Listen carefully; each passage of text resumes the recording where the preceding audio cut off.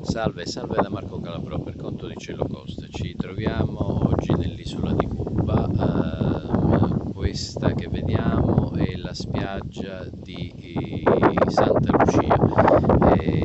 Santa Lucia è una località balneare che la Aviazul, la unica compagnia che effettua, una compagnia di linea che effettua il trasporto dei turisti, ha iniziato a servire, quindi è diventato molto più facile e accessibile arrivare da La Habana, dalla capitale, o da Camagüey per esempio al centro dell'isola, o la stessa Trinidad per esempio. È molto più facile arrivare e giungere qui a Santa Lucia. Il posto è piacevole, gradevole, e il mare in linea di massima è pulito, e vediamo che c'è una grossa quantità di alghe, però questo è un problema caratteriale del tipo di spiaggia, del tipo di zona, però comunque complessivamente stiamo parlando sicuramente di una zona molto piacevole.